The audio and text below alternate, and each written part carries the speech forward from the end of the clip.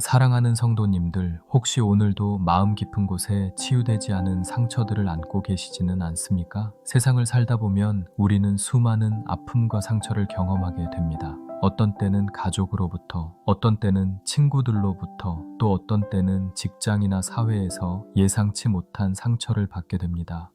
이런 상처들이 마음속에 쌓이고 쌓여서 밤마다 우리를 괴롭히고 평안한 잠을 방해할 때가 많습니다. 정말 그렇지 않습니까? 특히 우리가 살고 있는 2025년 현재는 참으로 복잡하고 어려운 시대입니다. 경제적 불안정과 사회적 갈등이 심화되고 있고 가족 해체 현상이 급속도로 진행되고 있습니다. 개인주의 문화가 확산되면서 사람들은 그 어느 때보다도 깊은 외로움과 소외감을 경험하고 있습니다. SNS를 통해서는 끊임없이 다른 사람들과 비교하게 되고, 무한 경쟁 사회에서는 항상 평가받고 줄 세워지는 스트레스를 받습니다. 이런 현실 속에서 많은 분들이 마음의 평안을 찾지 못하고 고통받고 계실 것입니다. 하지만 오늘 믿음의 가족들께 정말 놀라운 소식을 전해드리고 싶습니다. 요한복음에는 이 모든 문제들에 대한 완벽한 해답이 담겨 있습니다. 우리의 마음을 완전히 치료하고 참된 평안으로 인도하는 예수님의 약속들이 가득 기록되어 있습니다. 2000년 전에 기록된 이 말씀들이 오늘날 우리의 현실에도 그대로 적용되고 놀라운 역사를 일으킨다는 것이 얼마나 감사한 일입니까? 오늘 함께 살펴볼 4가지 핵심 진리를 통해 사랑하는 성도님들의 마음에 깊은 치유와 평안이 임하게 될 것입니다. 첫 번째로는 예수님이 주시는 참된 평안의 본질과 그 평안을 경험하는 구체적인 방법에 대해 자세히 살펴보겠습니다. 두 번째로는 마음의 상처를 치료하는 하나님의 무조건적인 사랑과 그 사랑이 우리 삶에 미치는 놀라운 변화에 대해 깊이 묵상해 보겠습니다. 세 번째로는 우리를 모든 속박으로부터 자유케 하는 진리의 능력과 그 진리를 실생활에 적용하는 방법에 대해 나누어 보겠습니다. 네 번째로는 영생의 확신이 주는 궁극적 평안과 그것이 우리의 일상과 미래에 미치는 영향에 대해 함께 살펴보겠습니다. 이 시간이 끝날 때쯤에는 사랑하는 성도님들께서 마음 깊은 곳에서부터 올라오는 참된 평안을 경험하시게 될 것입니다. 단순히 이론적인 지식이 아니라 여러분의 삶을 실제로 변화시키는 살아있는 하나님의 말씀을 받으시게 될 것입니다. 그렇다면 지금부터 함께 요한복음의 보와 같은 말씀들을 하나씩 펼쳐보시겠습니다. 첫 번째로 예수님께서 제자들에게 약속하신 참된 평안의 본질과 특성에 대해 자세히 말씀드리겠습니다. 현대를 살아가는 우리는 실로 다양한 방법으로 평안을 찾으려고 노력하며 살아갑니다. 어떤 이는 물질적 풍요와 경제적 안정을 통해 평안을 얻으려 하고, 어떤 이는 인간관계의 화목과 사회적 성공을 통해 마음의 평안을 찾으려 합니다. 또 어떤 이는 건강한 몸과 마음, 그리고 취미 활동이나 여행을 통해 평안을 추구하기도 합니다. 현대사회는 평안을 찾기 위한 수많은 방법들과 상품들을 제시하고 있습니다. 스마트폰 앱스토어에는 명상과 마음 챙김을 도와주는 애플리케이션들이 수십 개씩 있고, 서점에는 마음의 평안과 행복을 약속하는 자기계발서들이 넘쳐나고 있습니다. 심리상담, 정신과 치료, 각종 힐링 프로그램, 요가와 명상센터 등이 인기를 끌고 있습니다. 하지만 이 모든 것들을 경험해본 분들은 잘 아실 것입니다. 이런 방법들로 얻는 평안은 모두 일시적이고 불완전한 평안일 뿐이라는 것을 말입니다. 오늘이 평안해도 내일은 또 다른 문제가 생기고, 지금은 좋아도 시간이 지나면 다시 불안해지고 걱정이 찾아오는 것이 우리의 현실이 아닙니까? 경제적으로 안정되어도 건강에 문제가 생기면 불안해지고, 건강에도 인간관계에서 문제가 생기면 괴로워합니다. 모든 것이 다 좋아도 나이가 들어가고 죽음이 다가온다는 생각만으로도 깊은 불안에 빠지게 됩니다. 세상의 평안은 항상 조건부이고 제한적이며 일시적입니다. 외부 환경이나 상황에 따라 쉽게 흔들리고 변하는 것이 세상 평안의 특징입니다. 그런데 예수님께서는 이 세상이 결코 줄 수 없는 완전히 다른 차원의 평안을 우리에게 약속해 주셨습니다. 요한복음 14장 27절에서 예수님은 이렇게 말씀하십니다. 평안을 너희에게 끼쳐두고 가노라. 나의 평안을 너희에게 주노라. 내가 너희에게 주는 것은 세상이 주는 것과 같지 아니하니라. 너희는 마음에 근심하지도 말고 두려워하지도 말라. 얼마나 놀라고 감동적인 약속입니까? 예수님이 주시는 평안은 세상이 주는 것과 근본적으로, 본질적으로 완전히 다릅니다. 세상의 평안은 외부 환경이 좋을 때만 누릴 수 있는 조건적이고 상황적인 평안이지만 예수님이 주시는 평안은 어떤 상황에서도 결코 흔들리지 않는 절대적이고 초월적인 평안입니다. 세상의 평안은 우리가 노력하고 애써서 얻어야 하는 것이지만 예수님의 평안은 우리에게 값없이 주어지는 선물입니다. 세상의 평안은 시간이 지나면 반드시 사라지지만 예수님의 평안은 영원히 지속됩니다. 이 놀라운 약속의 말씀이 주어진 상황을 자세히 살펴보면 더욱 놀랍고 감동적입니다. 예수님께서는 십자가에 달리시기 바로 전날 밤 제자들과 함께 하신 마지막 만찬 자리에서 이 평안의 약속을 주셨습니다. 인간적으로 생각해보면 가장 불안하고 두려운 상황이었습니다. 곧 유다에게 배신당하실 것을 아시고 베드로를 비롯한 모든 제자들이 자신을 부인하고 도망갈 것을 아시며 십자가의 고통과 죽음이 기다리고 있다는 것을 아시면서도 예수님은 평안의 약속을 주신 것입니다. 이것이 바로 예수님의 평안이 얼마나 특별하고 초자연적인지를 보여주는 확실한 증거입니다. 예수님의 평안은 환경이나 상황에 의존하지 않습니다. 외부 조건이 어떻든 상관없이 우리 마음 가장 깊은 곳에서 역사하는 하나님의 초자연적인 평안입니다. 요한복음 16장 33절에서도 예수님은 이렇게 분명하게 말씀하십니다. 이것을 너희에게 이름은 너희로 내 안에서 평안을 누리게 하려 함이라. 세상에서는 너희가 환난을 당하나 담대하라. 내가 세상을 이기었노라. 예수님께서는 세상에서 환난을 당한다고 솔직하고 분명하게 말씀하셨습니다. 예수님을 믿는다고 해서 세상의 어려움과 고통이 모두 사라지는 것은 아닙니다. 오히려 때로는 신앙 때문에 더 큰 어려움과 시련을 당할 수도 있습니다. 하지만 그럼에도 불구하고 우리는 예수님 안에서 참된 평안을 누릴 수 있다라고 확실하게 약속해 주셨습니다. 왜냐하면 예수님께서 이미 세상을 완전히 이기셨기 때문입니다. 현실적이고 구체적으로 적용해보면 우리가 질병으로 고생하고 아파할 때도, 경제적으로 어렵고 힘들 때도, 인간관계에서 깊은 상처를 받을 때도 예수님의 평안은 우리 마음 가장 깊은 곳에서 변함없이 역사합니다. 실제 간증 사례를 들려드리겠습니다. 2023년에 한 성도님께서 간암 말기 진단을 받고 큰 충격과 절망에 빠져 계셨습니다. 50대 중반의 가장이셨는데 갑작스러운 암 진단으로 인해 온 가족이 깊은 절망과 두려움에 빠졌습니다. 처음에는 밤잠을 이루지 못하고 식음을 전폐하며 심한 우울증 증세를 보이셨습니다. 가족들도 어떻게 위로하고 격려해야 할지 몰라서 함께 고통스러워 했습니다. 그런데 바로 이 요한복음 14장 27절 말씀을 붙들고 묵상하며 간절히 기도하는 가운데 놀라운 하나님의 평안이 임했다고 간증하셨습니다. 병 자체가 완전히 나은 것은 아니었지만 마음에 예수님께서 주시는 초자연적인 평안이 임하니까 치료 과정도 담대하게 잘 견딜 수 있었고 가족들과의 시간도 더욱 소중하고 감사하게 여길 수 있었다는 것입니다. 오히려 병을 얻기 전보다 더 깊은 행복과 만족을 경험한다고 고백하셨습니다.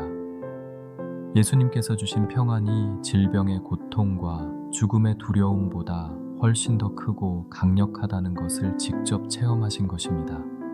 그 후 2년여간의 힘든 치료 과정에서도 한 번도 절망하거나 포기하지 않으셨고 오히려 같은 병실에 다른 환자들과 가족들을 위로하고 격려하는 일에 적극적으로 힘쓰셨다고 합니다. 의료진들과 간병인들도 그분의 밝고 평안한 모습을 보고 깊은 감동을 받았다고 합니다. 이것이 바로 예수님이 주시는 평안의 놀라운 능력입니다. 또 다른 간증으로는 2024년에 한 성도님께서 사업 실패로 인해 극심한 경제적 어려움을 겪으셨던 경우가 있습니다. 20년간 성실하게 운영해온 사업체가 코로나19 후유증과 경제 불황으로 인해 결국 문을 닫게 되었고 많은 빚까지 지게 되었습니다. 평생을 함께 일해온 직원들에게 미안해서 밤잠을 이루지 못했고 가족들 앞에서도 고개를 들 수 없을 만큼 괴로워했습니다. 한때는 극단적인 생각까지 하게 되었다고 솔직하게 고백하셨습니다. 하지만 요한복음 14장 27절과 16장 33절 말씀을 반복해서 읽고 묵상하며 기도하는 가운데 하나님께서 주시는 초자연적인 평안을 경험하게 되었다고 간증하셨습니다. 외부 상황은 여전히 어려웠지만 마음에는 설명할 수 없는 평안이 있었고 새로운 시작에 대한 용기와 희망이 생겼다고 합니다. 그 후 작은 것부터 차근차근 다시 시작해서 현재는 이전보다 더 안정적이고 의미 있는 사업을 운영하고 계시며 경제적 어려움을 겪는 다른 사업가들을 돕는 일에도 적극적으로 참여하고 계십니다. 예수님의 평안은 이렇게 우리의 현실을 근본적으로 변화시키는 능력이 있습니다. 그렇다면 우리는 어떻게 하면 이런 초자연적이고 절대적인 평안을 실제로 경험할 수 있을까요? 첫째, 예수님의 약속을 의심 없이 믿어야 합니다. 반신반의하거나 이론적으로만 받아들이면 안 됩니다. 예수님께서 분명히 약속하셨으니까 반드시 그대로 이루어질 것을 확신하고 믿어야 합니다. 의심과 불신은 하나님의 은혜와 축복을 가로막는 가장 큰 장애물입니다. 둘째, 정기적이고 지속적인 기도 생활이 절대적으로 필요합니다. 빌립보서 4장 6절에서 7절에서 바울 사도는 아무것도 염려하지 말고 오직 모든 일에 기도와 간구로 너희 구할 것을 감사함으로 하나님께 아뢰라 그리하면 모든 지각에 뛰어난 하나님의 평강이 그리스도 예수 안에서 너희 마음과 생각을 지키시리라고 명확하게 말씀했습니다. 기도는 평안의 통로이자 하나님과 우리를 연결하는 다리입니다. 기도를 통해 우리는 하나님의 마음을 알고 하나님의 평안을 받을 수 있습니다. 셋째, 하나님 말씀의 지속적인 묵상과 암송이 매우 중요합니다. 평안에 관한 하나님의 약속들을 반복해서 읽고 묵상하고 암송하면 그 말씀이 우리 마음 깊은 곳에 뿌리를 내려서 평안의 풍성한 열매를 맺게 됩니다. 하나님의 말씀은 살아있고 운동력이 있어서 우리의 생각과 마음을 변화시키는 능력이 있습니다. 넷째, 어떤 상황에서도 감사하는 마음을 유지해야 합니다. 어려운 상황과 고통스러운 현실 속에서도 감사할 거리를 찾아서 하나님께 진심으로 감사드리면 우리 마음에 하나님의 평안이 찾아옵니다. 감사는 평안의 열쇠이자 통로입니다. 감사하는 마음에는 불평과 원망이 들어올 수 없고 감사하는 사람에게는 하나님의 평안이 충만하게 임합니다. 다섯째, 다른 사람들과의 올바른 관계를 유지하는 것도 중요합니다. 미움과 원망과 갈등이 있는 마음에는 평안이 임할 수 없습니다. 용서하고 화해하고 사랑하는 마음에 하나님의 평안이 충만하게 역사합니다. 사랑하는 성도님들, 지금 이 순간 어떤 어려운 상황에 계시든지 예수님께서 약속하신 이 놀라운 평안을 믿음으로 받아들이시기 바랍니다. 마음에 근심하지도 말고 두려워하지도 말라고 하신 주님의 확실한 약속의 말씀을 굳게 붙들고 담대히 나아가시면 세상이 결코 줄 수 없는 참된 평안을 반드시 경험하게 될 것입니다. 두 번째로, 하나님의 무조건적이고 영원한 사랑이 우리 마음의 깊은 상처들을 어떻게 완전히 치료하고 회복시키는지에 대해 자세히 말씀드리겠습니다. 인생을 살아가다 보면 크고 작은 다양한 상처들이 우리 마음속에 점점 쌓이게 됩니다. 어린 시절 부모님이나 가족들로부터 받은 정서적 상처, 학창시절 친구들이나 선생님들로부터 받은 상처, 친구나 동료들로부터 받은 배신과 실망의 상처, 사회에서 받은 무시와 차별의 상처, 그리고 사랑하는 사람들을 잃었을 때의 깊은 상실감까지 정말 다양하고 복잡한 상처들이 있습니다.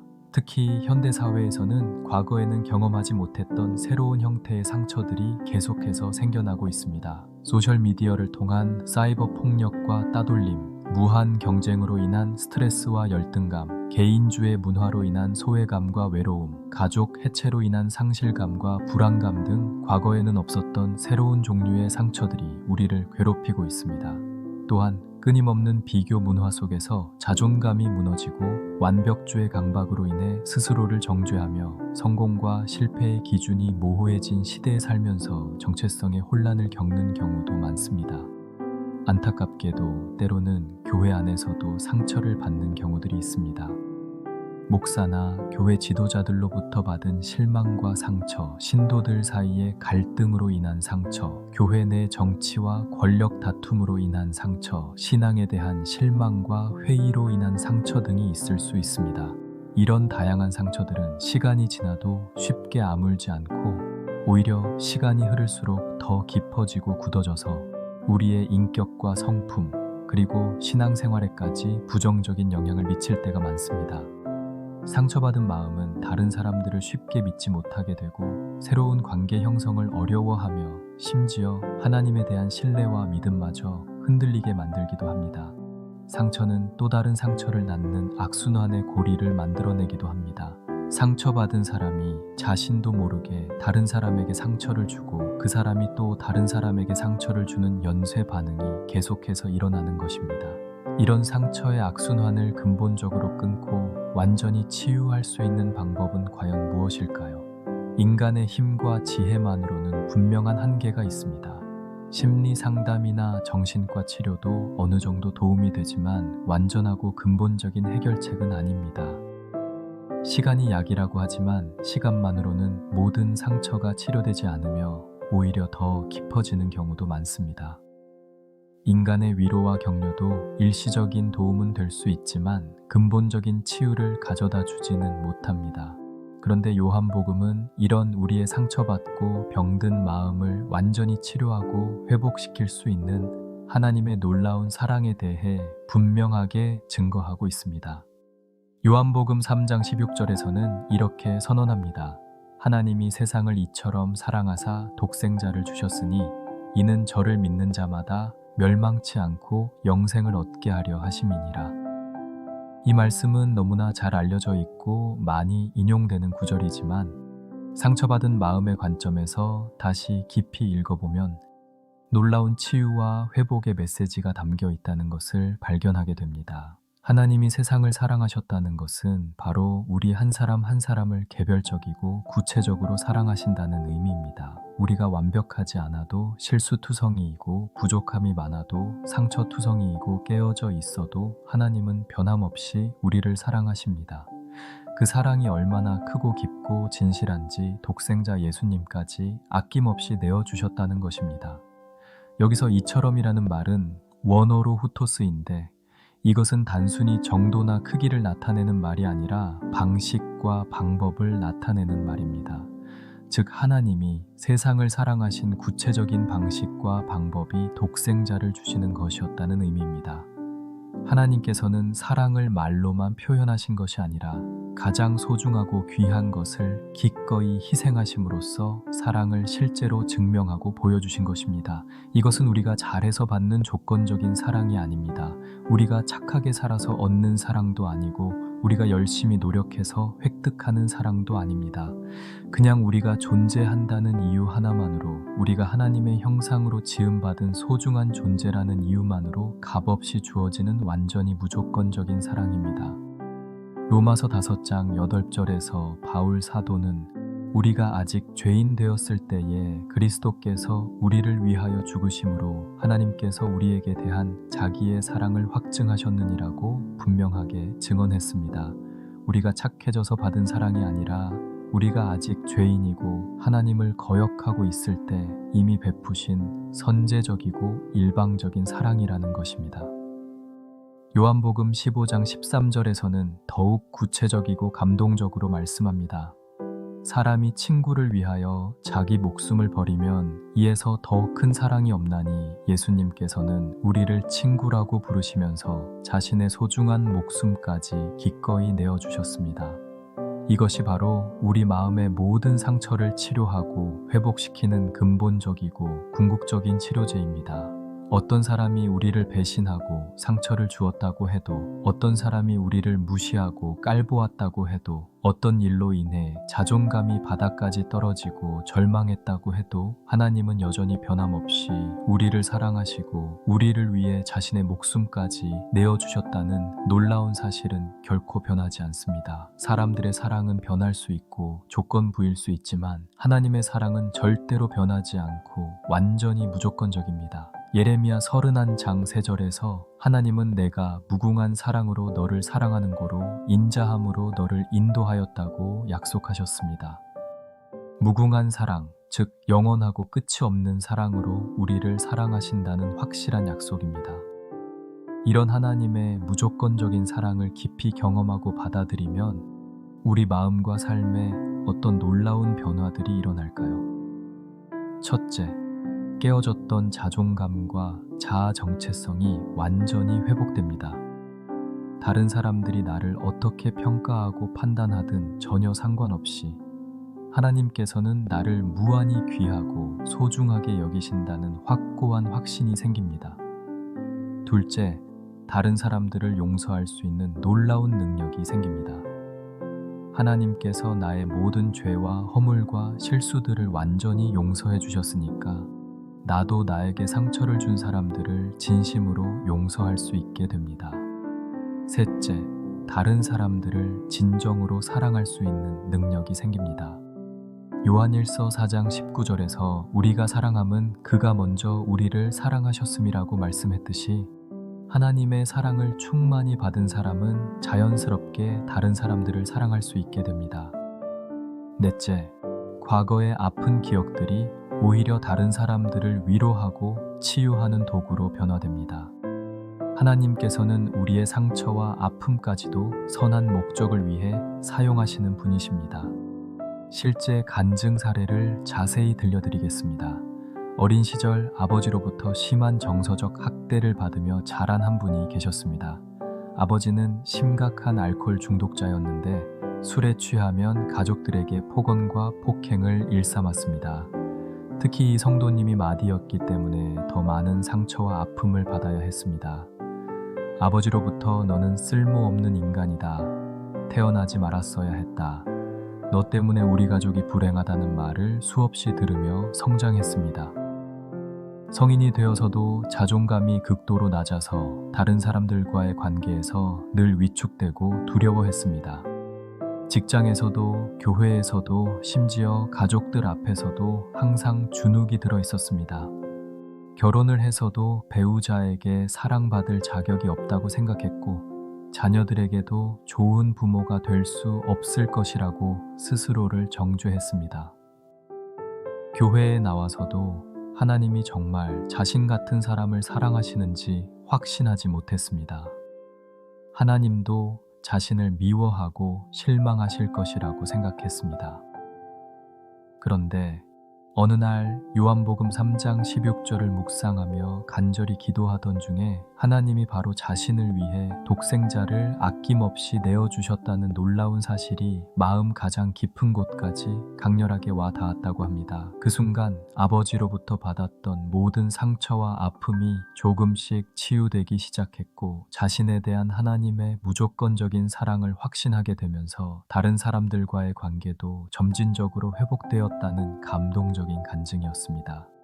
지금은 상처받은 사람들을 돕는 상담 사역에 적극적으로 참여하고 계시며 과거의 아픈 경험을 오히려 다른 사람들을 위로하고 치유하는 도구로 사용하고 계십니다. 또 다른 간증으로는 청소년 시절 심한 왕따를 당했던 한 성도님의 이야기가 있습니다. 중학교 때부터 고등학교까지 지속적으로 친구들로부터 따돌림을 당하며 혼자 점심을 먹고 혼자 하교하는 외로운 학창시절을 보냈습니다. 성격이 내성적이고 말수가 적다는 이유로 무시당했고 때로는 신체적 괴롭힘까지 당했다고 합니다. 성인이 되어서도 대인기피증이 생겨서 사람들과의 관계를 극도로 회피했고 교회에서도 다른 사람들과 어울리지 못하고 혼자 예배드리고 혼자 집에 가는 생활을 반복했습니다. 그런데 하나님의 사랑에 대한 말씀을 깊이 묵상하고 기도하는 가운데 하나님만큼은 자신을 사랑하고 받아주신다는 확신을 갖게 되었다고 합니다. 그 확신이 점점 커지면서 조금씩 다른 사람들과도 관계를 시작할 수 있게 되었고 지금은 청소년 사역에 헌신하며 자신과 같은 아픔을 겪는 청소년들을 돕는 일에 힘쓰고 계십니다. 사랑하는 성도님들, 지금 이 순간 마음에 어떤 깊은 상처와 아픔을 안고 계시더라도 하나님의 무조건적인 사랑이 그 어떤 상처보다도 훨씬 더 크고 강력하다는 놀라운 사실을 믿으시기 바랍니다. 하나님의 사랑은 우리가 상상할 수 있는 그 어떤 사랑보다도 더 깊고 넓고 높고 길어서 우리를 완전히 감싸고 품어줍니다. 그 사랑 안에 온전히 거할 때 모든 상처는 치유되고 마음에 참된 평안과 기쁨이 넘치게 될 것입니다. 세 번째로, 진리가 우리를 모든 거짓된 속박과 두려움으로부터 완전히 자유케 하는 놀라운 능력에 대해 구체적으로 말씀드리겠습니다. 많은 사람들이 마음의 고통과 괴로움을 겪는 근본적인 이유 중 하나는 잘못된 생각과 거짓된 믿음, 그리고 왜곡된 가치관에 깊이 사로잡혀 있기 때문입니다. 자신은 가치 없고 쓸모없는 존재라는 거짓된 믿음, 누구도 자신을 진정으로 사랑하지 않을 것이라는 거짓된 생각, 미래에 대한 절망적이고 부정적인 전망, 남들보다 뒤떨어진다는 열등감과 자책감 등이 우리를 정신적, 감정적 감옥에 가둬두고 자유롭지 못하게 만드는 경우가 너무나 많습니다. 특히 우리나라 사람들은 전통적으로 체면과 남의 시선을 과도하게 의식하는 문화적 특성이 있어서 다른 사람들의 평가나 사회적 기준과 잣대에 지나치게 얽매여서 진정한 자신의 모습을 잃어버리고 살아가는 경우가 매우 많습니다. 사회적 성공과 인정, 학벌과 스펙, 외모와 재산 등 세상적인 기준들에 의해 자신의 가치를 판단하고 평가하다 보니 진정한 행복과 만족을 경험하지 못하고 계속해서 불안하고 초조한 삶을 살게 되는 것입니다. 또한 현대사회의 무한 경쟁 구조 속에서 끊임없이 비교당하고 평가받으면서 자신만의 고유한 가치와 의미를 찾지 못하고 방황하는 경우도 많습니다. 완벽주의 강박에 시달리며 작은 실수나 실패에도 자신을 가혹하게 비판하고 정죄하는 사람들이 늘어나고 있습니다. 이런 거짓되고 왜곡된 속박에서 벗어나려면 반드시 진리를 알아야 합니다. 오직 진리만이 우리를 이 모든 거짓된 속박과 두려움으로부터 완전히 자유롭게 해줄 수 있습니다. 요한복음 8장 32절에서 예수님께서는 분명하고 확실하게 이렇게 약속하십니다. 진리를 알지니 진리가 너희를 자유케 하리라. 그리고 요한복음 14장 6절에서는 더욱 명확하고 직접적으로 선언하십니다. 예수께서 가라사대 내가 곧 길이요 진리요 생명이니 나로 말미암지 않고는 아버지께로 올 자가 없느니라. 예수님 자신이 바로 진리라고 분명하게 말씀하셨습니다. 이것은 예수님의 모든 말씀과 가르침, 그리고 예수님이 보여주신 삶의 방식과 태도가 우리가 따라야 할 절대적이고 궁극적인 진리라는 의미입니다. 세상에는 수많은 철학과 이론과 사상들이 있지만 오직 예수님만이 우리 인생의 모든 문제와 고민에 대한 완전하고 최종적인 답을 주실 수 있는 분이십니다. 그렇다면 예수님이 우리에게 알려주신 진리는 구체적으로 무엇입니까? 첫째는 우리가 하나님의 형상으로 지음받은 극히 귀하고 소중한 존재라는 놀라운 진리입니다. 창세기 1장 27절에서 하나님이 자기 형상 곧 하나님의 형상대로 사람을 창조하시되 남자와 여자를 창조하시고라고 기록되어 있습니다. 세상이 우리를 평가하고 판단하는 기준이 무엇이든 전혀 상관없이 하나님께서는 우리를 당신의 형상으로 지으시고 특별하고 고유한 목적을 위해 이 땅에 보내주셨습니다. 둘째는 우리의 죄와 허물과 연약함에도 불구하고 하나님의 사랑과 은혜는 절대로 변하지 않는다는 확실한 진리입니다. 우리가 실수하고 넘어질 때마다 자책하고 절망하고 포기할 필요가 전혀 없습니다. 하나님의 용서와 은혜와 긍휼은 우리의 모든 실수와 죄보다 훨씬 더 크고 깊기 때문입니다. 셋째는 우리에게는 영원하고 확실한 소망과 미래가 있다는 흔들리지 않는 진리입니다. 이 세상의 모든 문제와 고통과 어려움은 일시적이고 한정적인 것이지만 하나님께서 우리를 위해 예비하신 영원한 나라와 생명과 축복은 결코 변하지 않고 사라지지 않습니다. 넷째는 하나님께서 우리 각자에게 고유한 은사와 재능과 사명을 주셨다는 진리입니다. 다른 사람과 비교할 필요도 없고 경쟁할 필요도 없습니다. 하나님께서는 우리 각자를 유일하고 특별한 존재로 지으셨고 각자에게 맞는 특별한 계획을 갖고 계십니다. 이런 놀라운 진리들을 마음 깊이 받아들이고 확신할 때 우리는 세상의 잘못되고 왜곡된 가치관과 판단 기준으로부터 완전히 자유로워질 수 있습니다. 실제 사례들을 구체적으로 들어보겠습니다. 한 성도님께서는 오랫동안 심각한 학벌 콤플렉스로 인해 깊은 고통을 받고 계셨습니다. 주변 사람들이 모두 명문대학을 나온 것에 비해 자신은 전문대학 출신이어서 항상 열등감에 시달리고 자신감을 잃고 살았습니다. 직장에서도 교회에서도 심지어 가족들과 친구들 앞에서도 항상 주눅이 들어 있었고 자신의 의견을 당당하게 표현하지 못했습니다. 승진에서도 번번이 밀려나고 사회적으로도 인정받지 못한다고 생각해서 깊은 좌절감에 빠져 있었습니다. 그런데 요한복음의 진리의 말씀들을 통해 자신이 하나님 보시기에는 학벌과 상관없이 매우 귀하고 소중한 존재라는 진리를 깨닫게 되었습니다. 하나님께서는 학벌이나 스펙으로 사람을 평가하고 판단하지 않으시고 그 사람의 마음과 인격과 신실함을 보신다는 것을 확신하게 된 것입니다. 사무엘상 16장 7절의 말씀처럼 하나님은 외모를 보시는 것이 아니라 중심을 보신다는 진리를 깊이 깨달았습니다.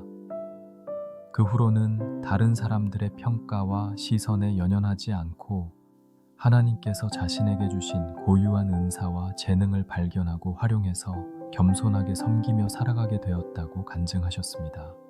현재는 자신의 경험을 바탕으로 같은 어려움을 겪는 사람들을 돕는 상담 사역에 참여하고 계십니다. 또 다른 성도님은 어린 시절부터 외모 때문에 심한 콤플렉스와 열등감에 시달려 왔습니다. 학창 시절 친구들로부터 외모에 대한 놀림과 비교를 당하며 자란 탓에 성인이 되어서도 자신감이 없고 사람들 앞에 당당하게 나서기를 극도로 꺼려했습니다. 성형수술도 여러 번 받아봤지만 근본적인 문제 해결이 되지 않았고 오히려 더 큰 공허감만 느꼈습니다. SNS에서 다른 사람들의 외모를 보며 끊임없이 비교하고 자책하는 악순환에 빠져 있었습니다.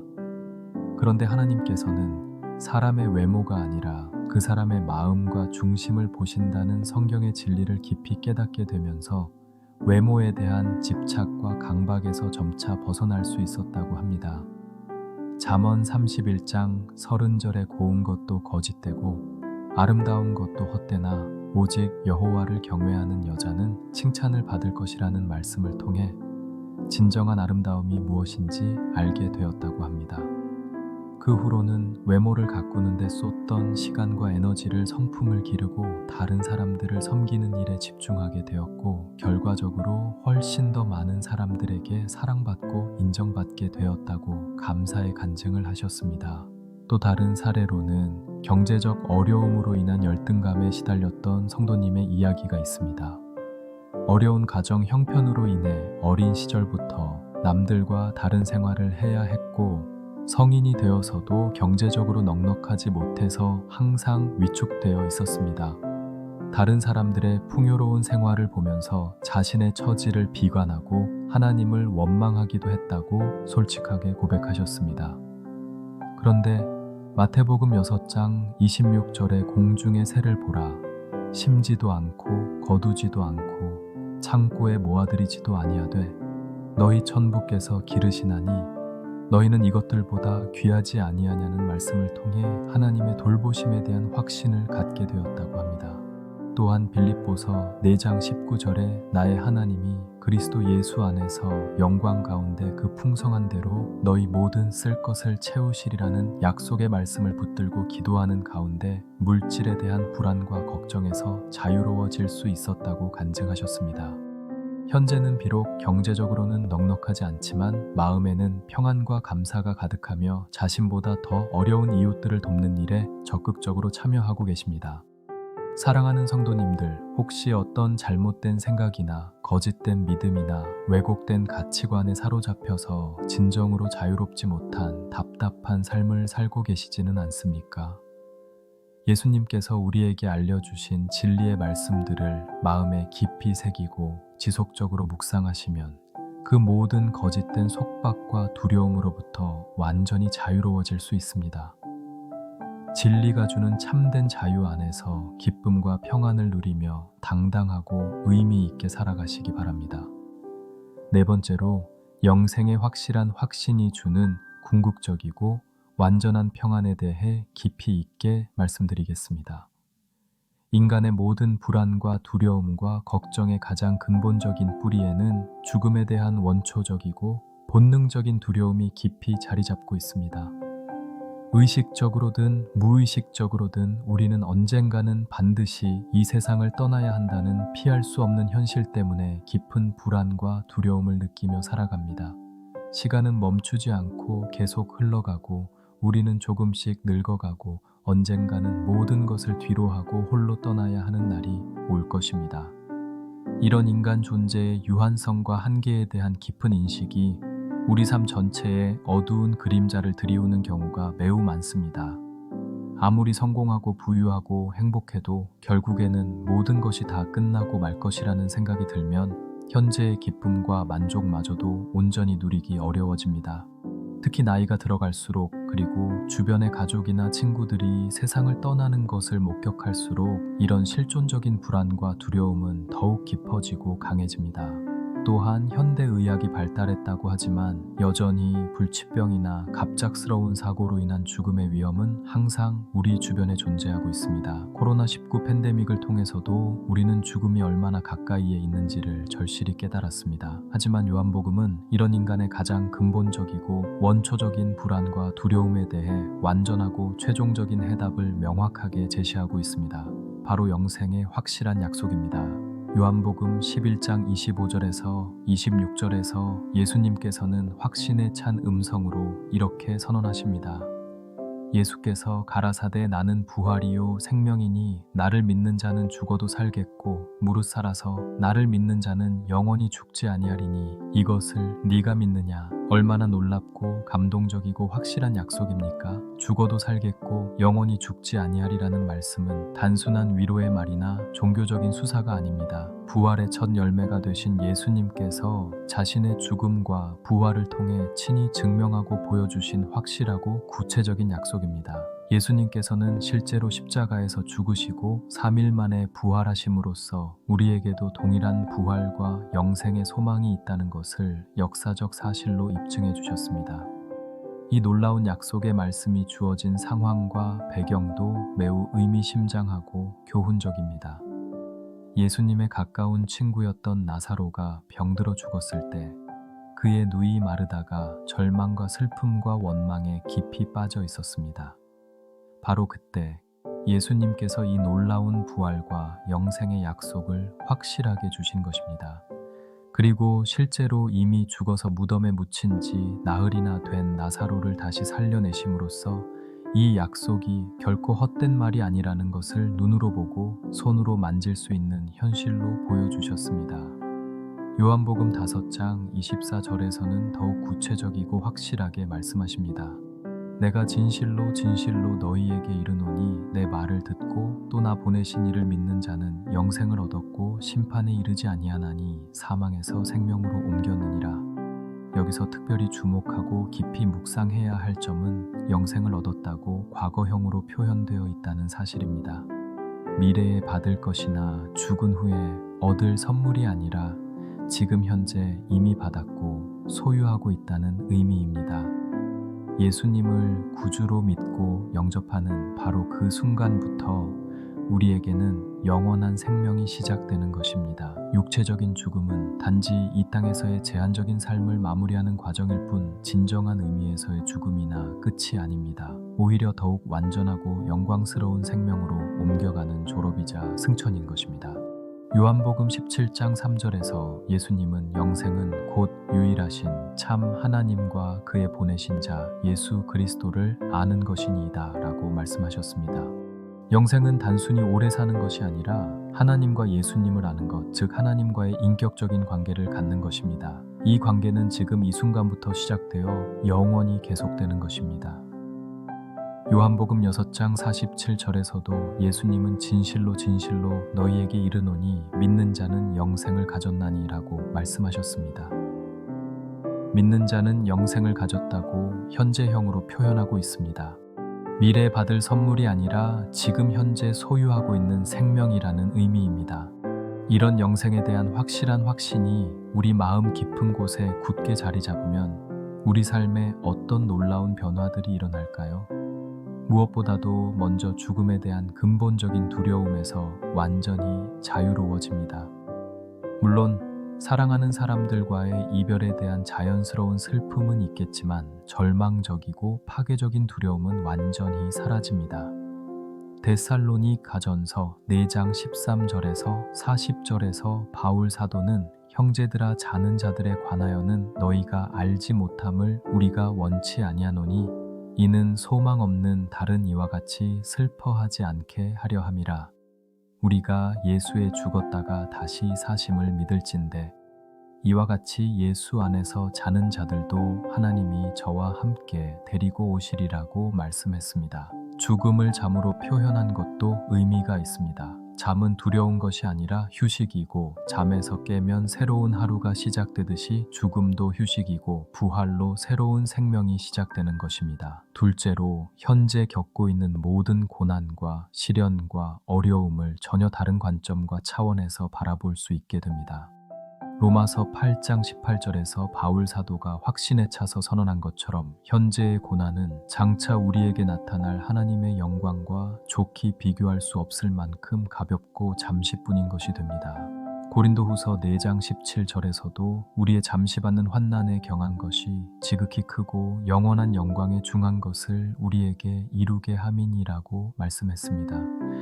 영원한 관점에서 보면 현재의 모든 어려움은 잠시뿐이고 가벼운 것에 불과합니다. 셋째로 인생의 우선순위와 가치관이 완전히 분명해지고 정리됩니다. 영원한 관점에서 정말 중요하고 의미 있는 것이 무엇인지 명확하게 알게 되므로 세상의 헛되고 일시적인 것들에 마음과 시간과 에너지를 빼앗기지 않게 됩니다. 명예나 성공, 재물 등은 모두 일시적인 것이지만 하나님과의 관계, 사람들과의 사랑, 선한 일들은 영원한 가치를 갖는 것들입니다. 고린도전서 15장 58절에서 바울 사도는 그러므로 내 사랑하는 형제들아 견고하며 흔들리지 말며 항상 주의 일에 더욱 힘쓰는 자들이 되라. 이는 너희 수고가 주 안에서 헛되지 않은 줄을 알민이라고 말씀했습니다. 영생의 확신이 있으면 우리의 모든 수고와 노력이 헛되지 않는다는 것을 알 수 있습니다. 이 땅에서 하는 모든 선한 일들이 영원한 상급으로 기억될 것이기 때문입니다. 넷째로 현재의 삶을 더욱 감사하고 소중하게 여기게 됩니다. 영생이 있다고 해서 현재의 삶을 소홀히 하는 것이 아니라 오히려 현재의 삶이 영원한 생명의 준비 과정이라는 것을 알기 때문에 더욱 의미 있게 살아가게 됩니다. 감동적인 실제 간증 사례를 소개해 드리겠습니다. 80대 후반의 한 권사님께서 말기 암 진단을 받으시고 시한부 선고를 받으셨습니다. 가족들과 교회 성도들은 모두 깊은 슬픔과 절망에 빠졌지만 그 권사님은 오히려 평안하고 기쁜 모습을 보이셨습니다. 요한복음에 기록된 영생의 약속을 굳게 붙들고 확신하고 계셨기 때문입니다. 생의 마지막 순간까지 가족들과 성도들을 위로하고 격려하셨으며 천국에서 다시 만날 것을 약속하며 평안하고 기쁘게 주님의 품으로 가셨다고 합니다. 장례식장의 분위기도 일반적인 장례식과는 완전히 달랐습니다. 절망과 슬픔보다는 소망과 감사가, 죽음에 대한 두려움보다는 부활에 대한 확신이 더 컸다고 합니다. 그분의 임종을 지켜본 의료진들도 이런 평안한 죽음은 처음 본다며 깊은 감동을 받았다고 합니다. 이것이 바로 영생의 확신이 주는 놀라운 평안의 실제적인 능력입니다. 또 다른 간증으로는 젊은 나이에 교통사고로 하반신 마비가 된 한 성도님의 이야기가 있습니다. 20대 후반의 나이에 갑작스러운 사고로 인해 휠체어 생활을 하게 되었고 처음에는 절망과 분노로 가득했습니다. 하나님을 원망하기도 했고 모든 꿈과 희망이 사라진 것 같아서 극단적인 생각까지 했다고 솔직하게 고백하셨습니다. 하지만 시간이 지나면서 영생에 대한 확신을 갖게 되었고 이 땅에서의 고난은 잠시뿐이고 영원한 하늘나라에서는 완전한 몸으로 부활하게 될 것이라는 소망을 갖게 되었다고 합니다. 그 후로는 같은 처지에 있는 장애인들을 돕는 일에 헌신하게 되었고 장애인 선교회를 조직해서 활발한 활동을 하고 계십니다. 오히려 사고 전보다 더 의미 있고 보람 있는 삶을 살고 있다고 간증하셨습니다. 영생의 소망이 현재의 고난을 이길 수 있는 힘을 주었던 것입니다. 특히 밤에 잠자리에 들 때 영생의 확신이 있으면 두려움 없이 평안히 잠들 수 있습니다. 설령 오늘 밤이 마지막 밤이라고 해도 영생의 확신이 있으면 전혀 두렵지 않습니다. 죽음이 끝이 아니라 새로운 시작이라는 것을 알기 때문입니다. 영생의 확신은 또한 우리의 가치관을 완전히 바꿔놓습니다. 세상 사람들이 중요하게 여기는 것들이 상대적으로 덜 중요해지고 정말 중요한 것이 무엇인지 분명해집니다. 이런 확신을 가지고 살아가면 일상의 모든 순간들이 영원한 의미를 갖게 됩니다. 오늘 하루도 영원한 생명의 연장선상에서 살아가는 것이고 지금 겪는 모든 경험들도 영원한 관점에서 바라볼 수 있게 됩니다. 사랑하는 성도님들, 우리에게는 이런 놀랍고 확실한 소망이 있습니다. 이 세상의 모든 것이 다 변하고 지나가도 우리에게는 변하지 않는 영원한 생명이 있습니다.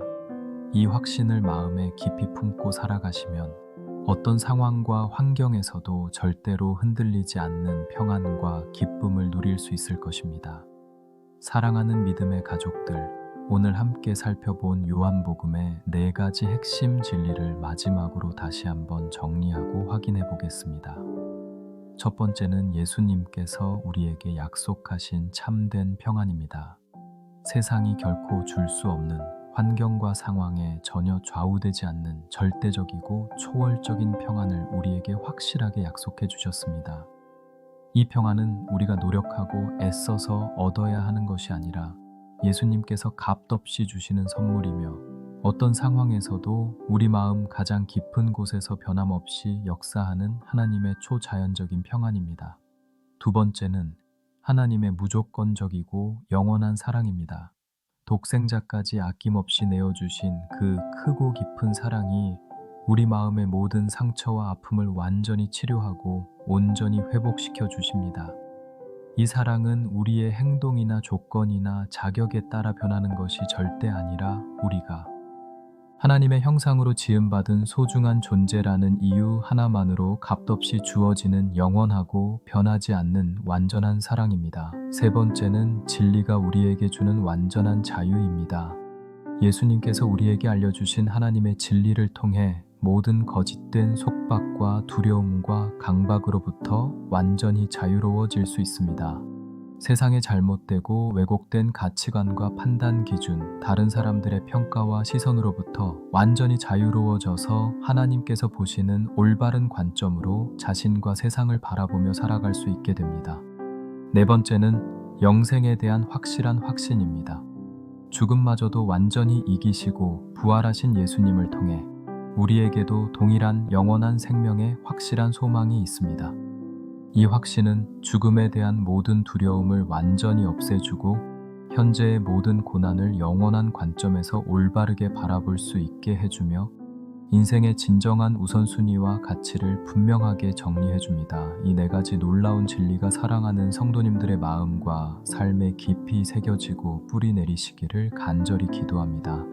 이 말씀들이 단순한 지식이나 이론으로 머물지 않고 여러분의 일상과 삶을 실제로 변화시키고 새롭게 하는 살아있고 능력 있는 하나님의 말씀이 되시기를 축복합니다. 오늘 밤부터는 이 귀한 말씀들을 마음에 깊이 품고 평안하고 기쁜 잠자리에 드시기 바랍니다. 어떤 걱정이나 불안이나 두려움이 찾아와도 예수님께서 주시는 평안이 그 모든 것보다 훨씬 더 크고 강하다는 것을 기억하고 확신하시기 바랍니다. 어떤 상처나 아픔이나 고통이 있어도 하나님의 무조건적인 사랑이 그보다 훨씬 더 깊고 넓고 높다는 것을 믿고 의지하시기 바랍니다. 어떤 거짓된 생각이나 속박이나 두려움이 찾아와도 예수님의 진리가 여러분을 완전히 자유케 한다는 것을 담대히 선포하시기 바랍니다. 어떤 절망이나 두려움이 엄습해와도 영생의 확실한 소망이 모든 것을 이기고 승리한다는 것을 확신 있게 고백하시기 바랍니다. 오늘 말씀이 진정으로 도움이 되고 은혜가 되셨다면 좋아요 버튼을 눌러주시고 댓글로 여러분의 간증과 은혜 받은 내용들을 진심으로 나누어 주시기 바랍니다. 그리고 주변에 마음의 깊은 상처를 안고 있거나 참된 평안을 찾지 못하고 있는 소중한 분들이 계시다면 오늘의 이 귀한 말씀을 사랑으로 함께 나누어 주시기 바랍니다. 하나님의 살아있는 말씀은 나누면 나눌수록 더 큰 은혜와 축복이 되어 나누는 사람과 받는 사람 모두에게 풍성이 돌아옵니다. 다음 시간에는 요한복음에서 발견할 수 있는 또 다른 놀라운 약속들과 축복들에 대해 함께 나누어 보겠습니다. 특히 예수님께서 제자들에게 약속하신 성령 하나님의 위로와 도우심, 그리고 기도 응답의 놀라운 약속들에 대해 깊이 있게 살펴볼 예정입니다. 그때까지 오늘 받으신 귀한 은혜와 감동을 마음에 소중히 간직하시고 매일매일 주님과 동행하며 승리하는 복된 시간들이 되시기를 진심으로 기도합니다. 사랑하는 성도님들의 가정과 일터에 하나님의 평안과 기쁨이 언제나 가득하기를 축복합니다. 여러분의 마음과 생각에 예수님의 사랑과 은혜가 항상 넘치기를 축복합니다. 여러분의 삶과 사역에 성령님의 능력과 인도하심이 함께하기를 축복합니다. 그리고 여러분의 미래와 후손들에게 하나님께서 예비하신 놀라운 계획들과 축복들이 풍성히 이루어지기를 축복합니다. 오늘 하루도 주님의 은혜와 사랑 가운데 평안히 마무리하시고 내일 아침에는 새로운 소망과 기대로 기쁘게 일어나시기를 간절히 기도합니다. 전능하신 하나님의 이름으로 우리 구주 예수 그리스도의 이름으로 축복하며 기도합니다. 아멘.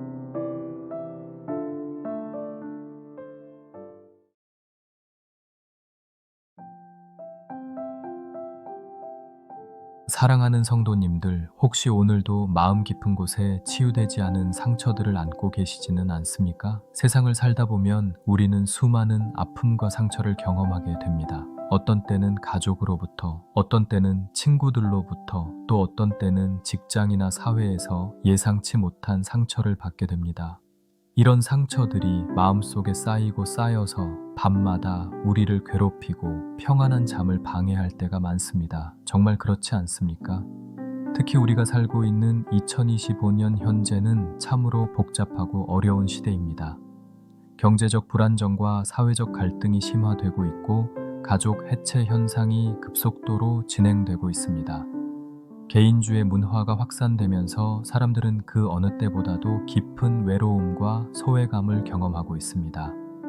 SNS를 통해서는 끊임없이 다른 사람들과 비교하게 되고 무한 경쟁 사회에서는 항상 평가받고 줄 세워지는 스트레스를 받습니다. 이런 현실 속에서 많은 분들이 마음의 평안을 찾지 못하고 고통받고 계실 것입니다. 하지만 오늘 믿음의 가족들께 정말 놀라운 소식을 전해드리고 싶습니다. 요한복음에는 이 모든 문제들에 대한 완벽한 해답이 담겨 있습니다. 우리의 마음을 완전히 치료하고 참된 평안으로 인도하는 예수님의 약속들이 가득 기록되어 있습니다. 2000년 전에 기록된 이 말씀들이 오늘날 우리의 현실에도 그대로 적용되고 놀라운 역사를 일으킨다는 것이 얼마나 감사한 일입니까? 오늘 함께 살펴볼 네 가지 핵심 진리를 통해 사랑하는 성도님들의 마음에 깊은 치유와 평안이 임하게 될 것입니다. 첫 번째로는 예수님이 주시는 참된 평안의 본질과 그 평안을 경험하는 구체적인 방법에 대해 자세히 살펴보겠습니다.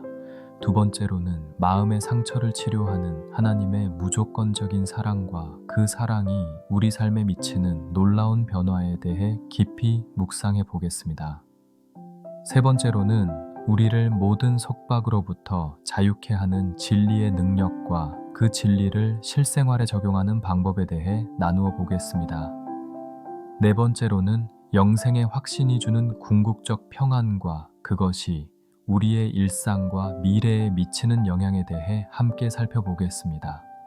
이 시간이 끝날 때쯤에는 사랑하는 성도님들께서 마음 깊은 곳에서부터 올라오는 참된 평안을 경험하시게 될 것입니다. 단순히 이론적인 지식이 아니라 여러분의 삶을 실제로 변화시키는 살아있는 하나님의 말씀을 받으시게 될 것입니다. 그렇다면 지금부터 함께 요한복음의 보와 같은 말씀들을 하나씩 펼쳐보시겠습니다. 첫 번째로 예수님께서 제자들에게 약속하신 참된 평안의 본질과 특성에 대해 자세히 말씀드리겠습니다. 현대를 살아가는 우리는 실로 다양한 방법으로 평안을 찾으려고 노력하며 살아갑니다. 어떤 이는 물질적 풍요와 경제적 안정을 통해 평안을 얻으려 하고 어떤 이는 인간관계의 화목과 사회적 성공을 통해 마음의 평안을 찾으려 합니다. 또 어떤 이는 건강한 몸과 마음 그리고 취미 활동이나 여행을 통해 평안을 추구하기도 합니다. 현대사회는 평안을 찾기 위한 수많은 방법들과 상품들을 제시하고 있습니다. 스마트폰 앱스토어에는 명상과 마음 챙김을 도와주는 애플리케이션들이 수십 개씩 있고 서점에는 마음의 평안과 행복을 약속하는 자기계발서들이 넘쳐나고 있습니다. 심리상담, 정신과 치료, 각종 힐링 프로그램, 요가와 명상센터 등이 인기를 끌고 있습니다. 하지만 이 모든 것들을 경험해본 분들은 잘 아실 것입니다. 이런 방법들로 얻는 평안은 모두 일시적이고 불완전한 평안일 뿐이라는 것을 말입니다. 오늘이 평안해도 내일은 또 다른 문제가 생기고 지금은 좋아도 시간이 지나면 다시 불안해지고 걱정이 찾아오는 것이 우리의 현실이 아닙니까? 경제적으로 안정되어도 건강에 문제가 생기면 불안해지고 건강에도 인간관계에서 문제가 생기면 괴로워합니다. 모든 것이 다 좋아도 나이가 들어가고 죽음이 다가온다는 생각만으로도 깊은 불안에 빠지게 됩니다. 세상의 평안은 항상 조건부이고 제한적이며 일시적입니다. 외부 환경이나 상황에 따라 쉽게 흔들리고 변하는 것이 세상 평안의 특징입니다. 그런데 예수님께서는 이 세상이 결코 줄 수 없는 완전히 다른 차원의 평안을 우리에게 약속해 주셨습니다. 요한복음 14장 27절에서 예수님은 이렇게 말씀하십니다. 평안을 너희에게 끼쳐두고 가노라. 나의 평안을 너희에게 주노라. 내가 너희에게 주는 것은 세상이 주는 것과 같지 아니하니라. 너희는 마음에 근심하지도 말고 두려워하지도 말라. 얼마나 놀라고 감동적인 약속입니까? 예수님이 주시는 평안은 세상이 주는 것과 근본적으로, 본질적으로 완전히 다릅니다. 세상의 평안은 외부 환경이 좋을 때만 누릴 수 있는 조건적이고 상황적인 평안이지만 예수님이 주시는 평안은 어떤 상황에서도 결코 흔들리지 않는 절대적이고 초월적인 평안입니다. 세상의 평안은 우리가 노력하고 애써서 얻어야 하는 것이지만 예수님의 평안은 우리에게 값없이 주어지는 선물입니다. 세상의 평안은 시간이 지나면 반드시 사라지지만 예수님의 평안은 영원히 지속됩니다. 이 놀라운 약속의 말씀이 주어진 상황을 자세히 살펴보면 더욱 놀랍고 감동적입니다. 예수님께서는 십자가에 달리시기 바로 전날 밤 제자들과 함께 하신 마지막 만찬 자리에서 이 평안의 약속을 주셨습니다. 인간적으로 생각해보면 가장 불안하고 두려운 상황이었습니다. 곧 유다에게 배신당하실 것을 아시고 베드로를 비롯한 모든 제자들이 자신을 부인하고 도망갈 것을 아시며 십자가의 고통과 죽음이 기다리고 있다는 것을 아시면서도 예수님은 평안의 약속을 주신 것입니다. 이것이 바로 예수님의 평안이 얼마나 특별하고 초자연적인지를 보여주는 확실한 증거입니다. 예수님의 평안은 환경이나 상황에 의존하지 않습니다. 외부 조건이 어떻든 상관없이 우리 마음 가장 깊은 곳에서 역사하는 하나님의 초자연적인 평안입니다. 요한복음 16장 33절에서도 예수님은 이렇게 분명하게 말씀하십니다. 이것을 너희에게 이름은 너희로 내 안에서 평안을 누리게 하려 함이라. 세상에서는 너희가 환난을 당하나 담대하라. 내가 세상을 이기었노라. 예수님께서는 세상에서 환난을 당한다고 솔직하고 분명하게 말씀하셨습니다. 예수님을 믿는다고 해서 세상의 어려움과 고통이 모두 사라지는 것은 아닙니다. 오히려 때로는 신앙 때문에 더 큰 어려움과 시련을 당할 수도 있습니다. 하지만 그럼에도 불구하고 우리는 예수님 안에서 참된 평안을 누릴 수 있다라고 확실하게 약속해 주셨습니다. 왜냐하면 예수님께서 이미 세상을 완전히 이기셨기 때문입니다. 현실적이고 구체적으로 적용해 보면 우리가 질병으로 고생하고 아파할 때도, 경제적으로 어렵고 힘들 때도, 인간관계에서 깊은 상처를 받을 때도 예수님의 평안은 우리 마음 가장 깊은 곳에서 변함없이 역사합니다. 실제 간증 사례를 들려드리겠습니다. 2023년에 한 성도님께서 간암 말기 진단을 받고 큰 충격과 절망에 빠져 계셨습니다. 50대 중반의 가장이셨는데 갑작스러운 암 진단으로 인해 온 가족이 깊은 절망과 두려움에 빠졌습니다. 처음에는 밤잠을 이루지 못하고 식음을 전폐하며 심한 우울증 증세를 보이셨습니다. 가족들도 어떻게 위로하고 격려해야 할지 몰라서 함께 고통스러워 했습니다. 그런데 바로 이 요한복음 14장 27절 말씀을 붙들고 묵상하며 간절히 기도하는 가운데 놀라운 하나님의 평안이 임했다고 간증하셨습니다. 병 자체가 완전히 나은 것은 아니었지만 마음에 예수님께서 주시는 초자연적인 평안이 임하니까 치료 과정도 담대하게 잘 견딜 수 있었고 가족들과의 시간도 더욱 소중하고 감사하게 여길 수 있었다는 것입니다. 오히려 병을 얻기 전보다 더 깊은 행복과 만족을 경험한다고 고백하셨습니다. 예수님께서 주신 평안이 질병의 고통과 죽음의 두려움보다 훨씬 더 크고 강력하다는 것을 직접 체험하신 것입니다. 그 후 2년여간의 힘든 치료 과정에서도 한 번도 절망하거나 포기하지 않으셨고 오히려 같은 병실에 다른 환자들과 가족들을 위로하고 격려하는 일에 적극적으로 힘쓰셨다고 합니다. 의료진들과 간병인들도 그분의 밝고 평안한 모습을 보고 깊은 감동을 받았다고 합니다. 이것이 바로 예수님이 주시는 평안의 놀라운 능력입니다. 또 다른 간증으로는 2024년에 한 성도님께서 사업 실패로 인해 극심한 경제적 어려움을 겪으셨던 경우가 있습니다. 20년간 성실하게 운영해온 사업체가 코로나19 후유증과 경제 불황으로 인해 결국 문을 닫게 되었고 많은 빚까지 지게 되었습니다. 평생을 함께 일해온 직원들에게 미안해서 밤잠을 이루지 못했고 가족들 앞에서도 고개를 들 수 없을 만큼 괴로워했습니다. 한때는 극단적인 생각까지 하게 되었다고 솔직하게 고백하셨습니다.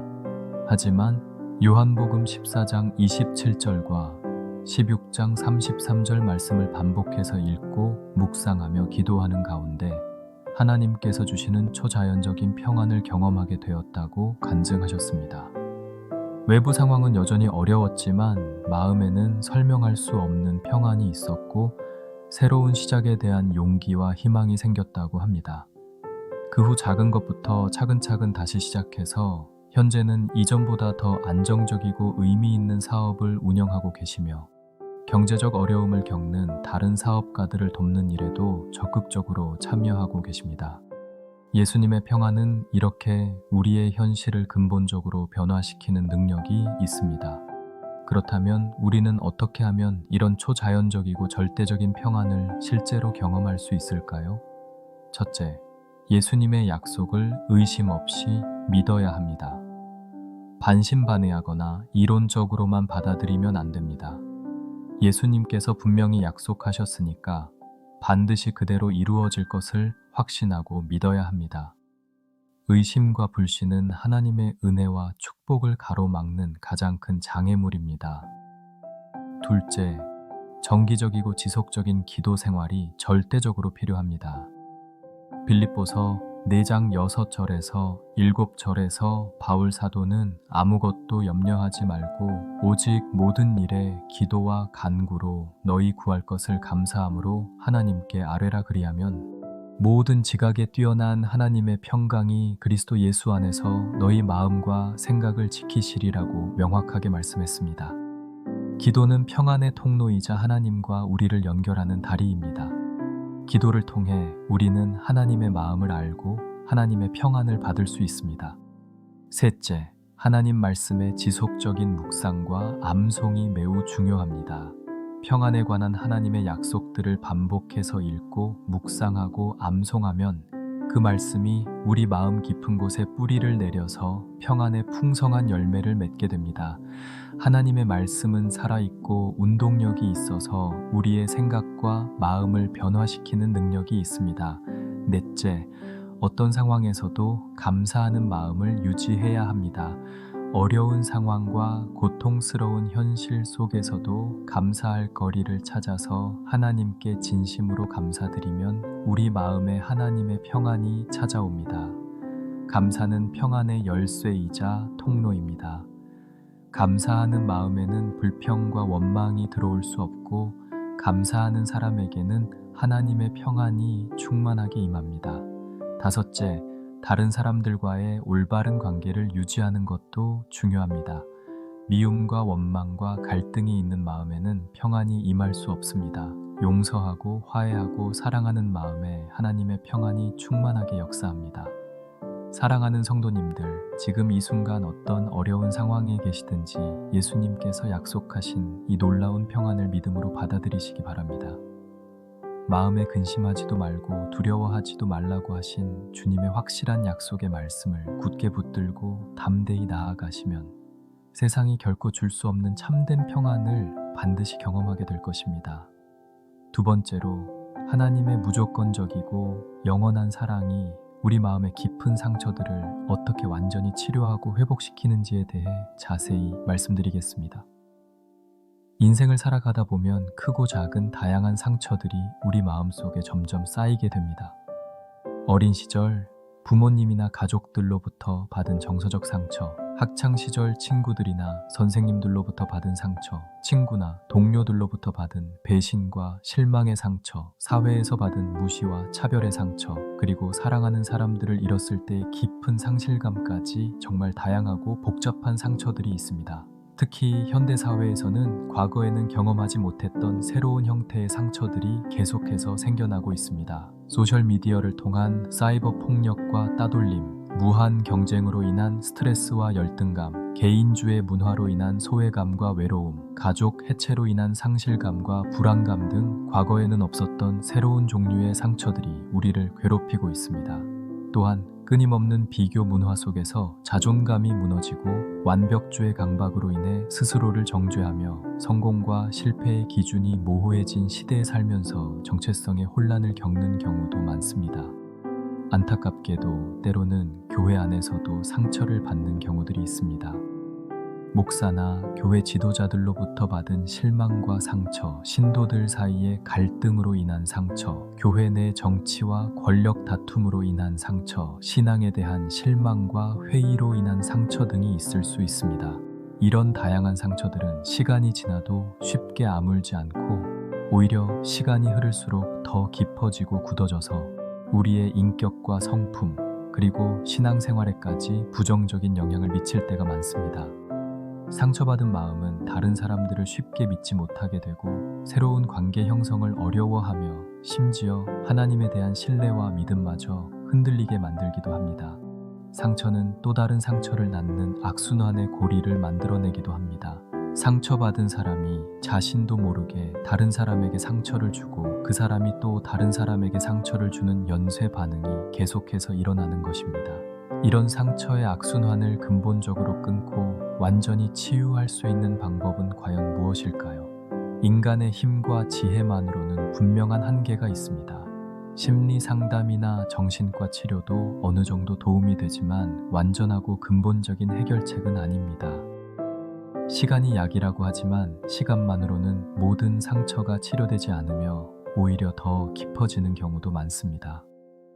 인간의 위로와 격려도 일시적인 도움은 될 수 있지만 근본적인 치유를 가져다 주지는 못합니다. 그런데 요한복음은 이런 우리의 상처받고 병든 마음을 완전히 치료하고 회복시킬 수 있는 하나님의 놀라운 사랑에 대해 분명하게 증거하고 있습니다. 요한복음 3장 16절에서는 이렇게 선언합니다. 하나님이 세상을 이처럼 사랑하사 독생자를 주셨으니 이는 저를 믿는 자마다 멸망치 않고 영생을 얻게 하려 하심이니라.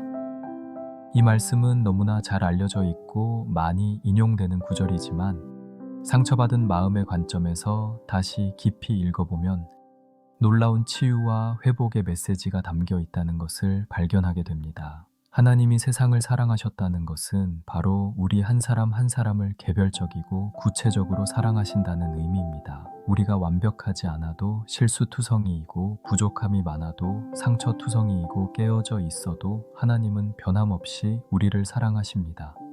그 사랑이 얼마나 크고 깊고 진실한지 독생자 예수님까지 아낌없이 내어주셨다는 것입니다. 여기서 이처럼이라는 말은 원어로 후토스인데 이것은 단순히 정도나 크기를 나타내는 말이 아니라 방식과 방법을 나타내는 말입니다. 즉 하나님이 세상을 사랑하신 구체적인 방식과 방법이 독생자를 주시는 것이었다는 의미입니다. 하나님께서는 사랑을 말로만 표현하신 것이 아니라 가장 소중하고 귀한 것을 기꺼이 희생하심으로써 사랑을 실제로 증명하고 보여주신 것입니다. 이것은 우리가 잘해서 받는 조건적인 사랑이 아닙니다. 우리가 착하게 살아서 얻는 사랑도 아니고 우리가 열심히 노력해서 획득하는 사랑도 아닙니다.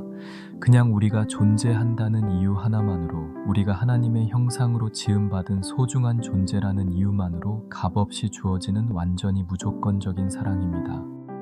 로마서 5장 8절에서 바울 사도는 우리가 아직 죄인 되었을 때에 그리스도께서 우리를 위하여 죽으심으로 하나님께서 우리에게 대한 자기의 사랑을 확증하셨느니라고 분명하게 증언했습니다. 우리가 착해져서 받은 사랑이 아니라 우리가 아직 죄인이고 하나님을 거역하고 있을 때 이미 베푸신 선제적이고 일방적인 사랑이라는 것입니다. 요한복음 15장 13절에서는 더욱 구체적이고 감동적으로 말씀합니다. 사람이 친구를 위하여 자기 목숨을 버리면 이에서 더 큰 사랑이 없나니 예수님께서는 우리를 친구라고 부르시면서 자신의 소중한 목숨까지 기꺼이 내어주셨습니다.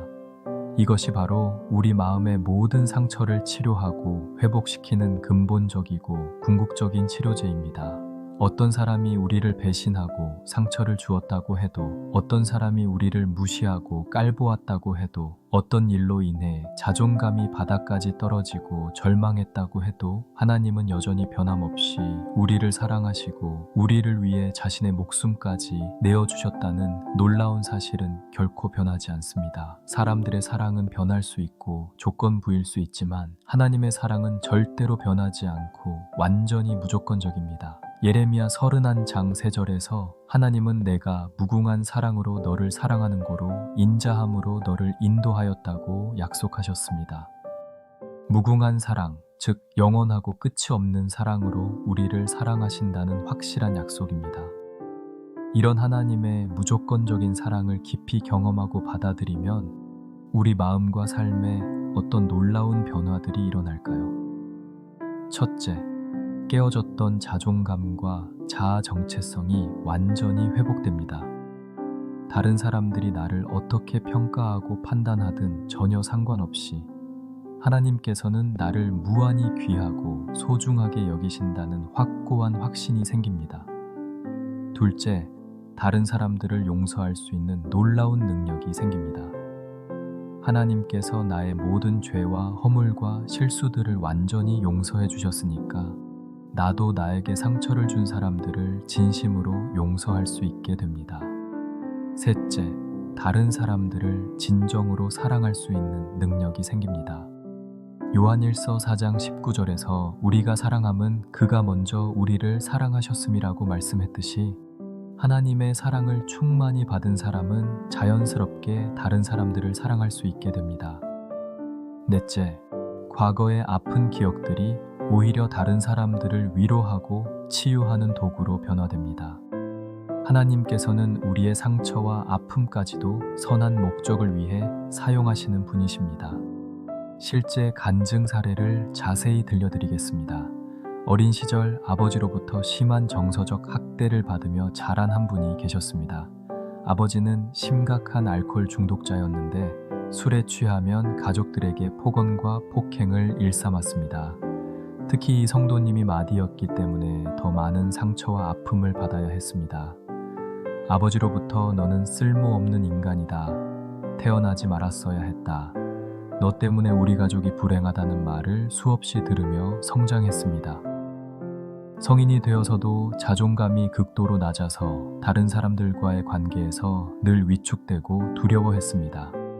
직장에서도 교회에서도 심지어 가족들 앞에서도 항상 주눅이 들어 있었습니다.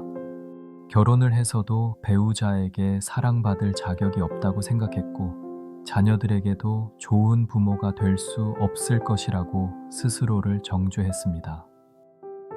교회에 나와서도 하나님이 정말 자신 같은 사람을 사랑하시는지 확신하지 못했습니다. 하나님도 자신을 미워하고 실망하실 것이라고 생각했습니다. 그런데 어느 날 요한복음 3장 16절을 묵상하며 간절히 기도하던 중에 하나님이 바로 자신을 위해 독생자를 아낌없이 내어주셨다는 놀라운 사실이 마음 가장 깊은 곳까지 강렬하게 와 닿았다고 합니다. 그 순간 아버지로부터 받았던 모든 상처와 아픔이 조금씩 치유되기 시작했고 자신에 대한 하나님의 무조건적인 사랑을 확신하게 되면서 다른 사람들과의 관계도 점진적으로 회복되었다는 감동적인 간증이었습니다. 지금은 상처받은 사람들을 돕는 상담 사역에 적극적으로 참여하고 계시며 과거의 아픈 경험을 오히려 다른 사람들을 위로하고 치유하는 도구로 사용하고 계십니다. 또 다른 간증으로는 청소년 시절 심한 왕따를 당했던 한 성도님의 이야기가 있습니다. 중학교 때부터 고등학교까지 지속적으로 친구들로부터 따돌림을 당하며 혼자 점심을 먹고 혼자 하교하는 외로운 학창시절을 보냈습니다. 성격이 내성적이고 말수가 적다는 이유로 무시당했고 때로는 신체적 괴롭힘까지 당했다고 합니다. 성인이 되어서도 대인기피증이 생겨서 사람들과의 관계를 극도로 회피했고 교회에서도 다른 사람들과 어울리지 못하고 혼자 예배드리고 혼자 집에 가는 생활을 반복했습니다. 그런데 하나님의 사랑에 대한 말씀을 깊이 묵상하고 기도하는 가운데 하나님만큼은 자신을 사랑하고 받아주신다는 확신을 갖게 되었다고 합니다. 그 확신이 점점 커지면서 조금씩 다른 사람들과도 관계를 시작할 수 있게 되었고 지금은 청소년 사역에 헌신하며 자신과 같은 아픔을 겪는 청소년들을 돕는 일에 힘쓰고 계십니다. 사랑하는 성도님들, 지금 이 순간 마음에 어떤 깊은 상처와 아픔을 안고 계시더라도 하나님의 무조건적인 사랑이 그 어떤 상처보다도 훨씬 더 크고 강력하다는 놀라운 사실을 믿으시기 바랍니다. 하나님의 사랑은 우리가 상상할 수 있는 그 어떤 사랑보다도 더 깊고 넓고 높고 길어서 우리를 완전히 감싸고 품어줍니다. 그 사랑 안에 온전히 거할 때 모든 상처는 치유되고 마음에 참된 평안과 기쁨이 넘치게 될 것입니다. 세 번째로 진리가 우리를 모든 거짓된 속박과 두려움으로부터 완전히 자유케 하는 놀라운 능력에 대해 구체적으로 말씀드리겠습니다. 많은 사람들이 마음의 고통과 괴로움을 겪는 근본적인 이유 중 하나는 잘못된 생각과 거짓된 믿음 그리고 왜곡된 가치관에 깊이 사로잡혀 있기 때문입니다. 자신은 가치 없고 쓸모없는 존재라는 거짓된 믿음, 누구도 자신을 진정으로 사랑하지 않을 것이라는 거짓된 생각, 미래에 대한 절망적이고 부정적인 전망, 남들보다 뒤떨어진다는 열등감과 자책감 등이 우리를 정신적, 감정적 감옥에 가둬두고 자유롭지 못하게 만드는 경우가 너무나 많습니다. 특히 우리나라 사람들은 전통적으로 체면과 남의 시선을 과도하게 의식하는 문화적 특성이 있어서 다른 사람들의 평가나 사회적 기준과 잣대에 지나치게 얽매여서 진정한 자신의 모습을 잃어버리고 살아가는 경우가 매우 많습니다. 사회적 성공과 인정, 학벌과 스펙, 외모와 재산 등 세상적인 기준들에 의해 자신의 가치를 판단하고 평가하다 보니 진정한 행복과 만족을 경험하지 못하고 계속해서 불안하고 초조한 삶을 살게 되는 것입니다. 또한 현대사회의 무한 경쟁 구조 속에서 끊임없이 비교당하고 평가받으면서 자신만의 고유한 가치와 의미를 찾지 못하고 방황하는 경우도 많습니다. 완벽주의 강박에 시달리며 작은 실수나 실패에도 자신을 가혹하게 비판하고 정죄하는 사람들이 늘어나고 있습니다. 이런 거짓되고 왜곡된 속박에서 벗어나려면 반드시 진리를 알아야 합니다. 오직 진리만이 우리를 이 모든 거짓된 속박과 두려움으로부터 완전히 자유롭게 해줄 수 있습니다. 요한복음 8장 32절에서 예수님께서는 분명하고 확실하게 이렇게 약속하십니다. 진리를 알지니 진리가 너희를 자유케 하리라. 그리고 요한복음 14장 6절에서는 더욱 명확하고 직접적으로 선언하십니다. 예수께서 가라사대 내가 곧 길이요 진리요 생명이니 나로 말미암지 않고는 아버지께로 올 자가 없느니라. 예수님 자신이 바로 진리라고 분명하게 말씀하셨습니다. 이것은 예수님의 모든 말씀과 가르침, 그리고 예수님이 보여주신 삶의 방식과 태도가 우리가 따라야 할 절대적이고 궁극적인 진리라는 의미입니다.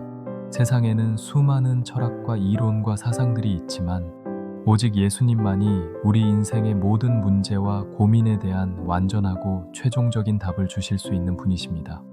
그렇다면 예수님이 우리에게 알려주신 진리는 구체적으로 무엇입니까? 첫째는 우리가 하나님의 형상으로 지음받은 극히 귀하고 소중한 존재라는 놀라운 진리입니다. 창세기 1장 27절에서 하나님이 자기 형상 곧 하나님의 형상대로 사람을 창조하시되 남자와 여자를 창조하시고라고 기록되어 있습니다. 세상이 우리를 평가하고 판단하는 기준이 무엇이든 전혀 상관없이 하나님께서는 우리를 당신의 형상으로 지으시고 특별하고 고유한 목적을 위해 이 땅에 보내주셨습니다. 둘째는 우리의 죄와 허물과 연약함에도 불구하고 하나님의 사랑과 은혜는 절대로 변하지 않는다는 확실한 진리입니다. 우리가 실수하고 넘어질 때마다 자책하고 절망하고 포기할 필요가 전혀 없습니다. 하나님의 용서와 은혜와 긍휼은 우리의 모든 실수와 죄보다 훨씬 더 크고 깊기 때문입니다. 셋째는 우리에게는 영원하고 확실한 소망과 미래가 있다는 흔들리지 않는 진리입니다.